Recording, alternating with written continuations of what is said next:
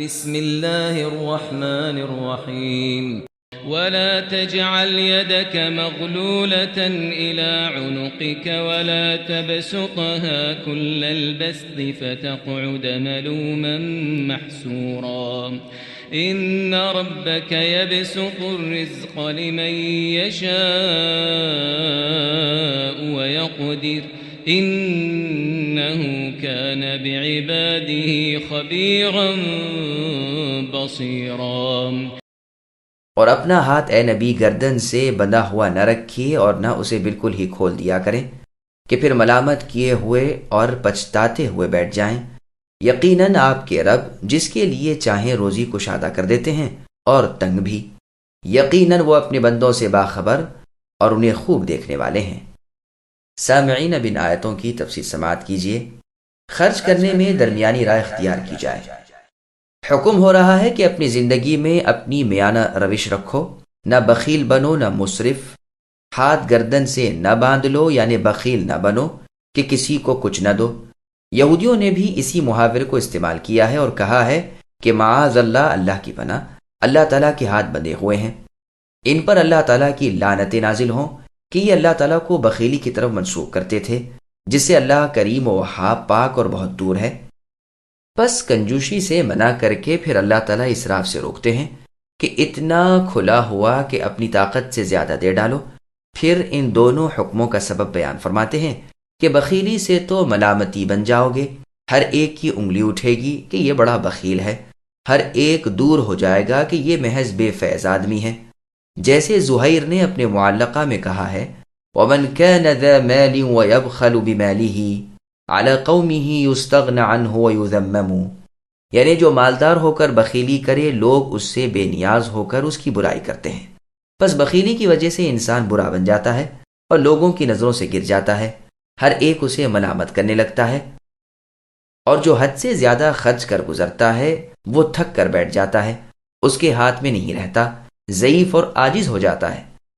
جیسے کوئی جانور جو چلتے چلتے تھک جائے اور راستے میں اڑ جائے۔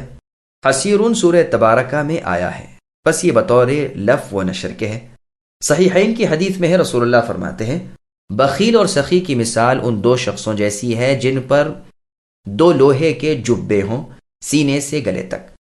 سخی تو جوں جوں خرچ کرتا ہے اس کی کڑیاں ڈھیلی ہوتی جاتی ہیں اور اس کے ہاتھ کھلتے جاتے ہیں اور وہ جبہ بڑھ جاتا ہے یہاں تک کہ اس کی پوریوں تک پہنچ جاتا ہے اور اس کے اثر کو مٹاتا ہے۔ اور رہا بخیل کہ جب کبھی خرچ کا ارادہ کرتا ہے تو اس کے جبے کی کڑیاں اور سمٹ جاتی ہیں، وہ ہر چند اسے وسیع کرنا چاہتا ہے لیکن اس میں کوئی گنجائش نہیں نکلتی۔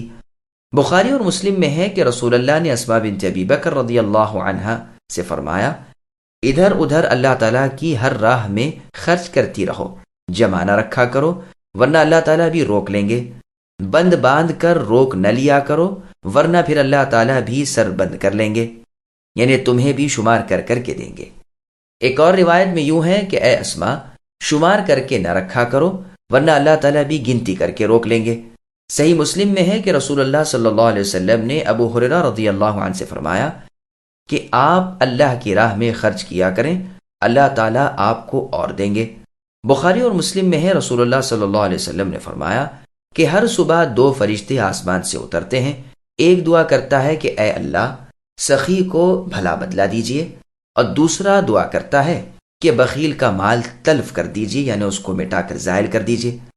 مسلم میں ہے، رسول اللہ نے فرمایا، صدقے خیرات سے کسی کا مال نہیں گھٹتا اور ہر سخاوت کرنے والے کو اللہ تعالیٰ ذی عزت کر دیتے ہیں، اور جو شخص اللہ کے حکم کی وجہ سے دوسروں سے عاجزانہ برتاؤ کرے، اللہ تعالیٰ اسے بلند درجہ کر دیتے ہیں۔ طمع و لالچ سے بچو۔ سنن نبی داؤد کی حدیث میں ہے، رسول اللہ فرماتے ہیں، طمع و لالچ سے بچو کیونکہ اسی نے تم سے پہلے لوگوں کو ہلاک کیا ہے۔ طمع کا پہلا حکم یہ ہوتا ہے کہ بخیلی کرو، انہوں نے بخیلی کی، پھر اس نے انہیں صلہ رحمی توڑنے کا کہا، انہوں نے وہ بھی کیا، پھر فسق و فجور کا حکم دیا، یہ اس پر بھی کاربند ہوئے۔ غریبی اور امیری یہ سب اللہ تعالیٰ کے ہاتھ میں ہے۔ پھر آگے اللہ فرماتے ہیں کہ رزق دینے والے، کشادگی کرنے والے، تنگی میں ڈالنے والے، اپنی مخلوق میں اپنی حسب منشا ہیر پھیر کرنے والے، جسے چاہے غنی اور جسے چاہے فقیر کرنے والے اللہ ہی ہیں۔ ہر بات میں اللہ کی حکمت ہے، وہی اپنی حکمتوں کے جاننے والے ہیں۔ وہ خوب جانتے ہیں اور دیکھتے ہیں کہ مستحق امارت کون ہے اور مستحق فقیری کون ہے۔ یاد رہنا چاہیے کہ بعض لوگوں کے حق میں امیری اللہ تعالیٰ کی طرف سے ڈھیل کے طور پر ہوتی ہے اور بعضوں کے لیے فقیری بطور عذاب بھی ہوتی ہے۔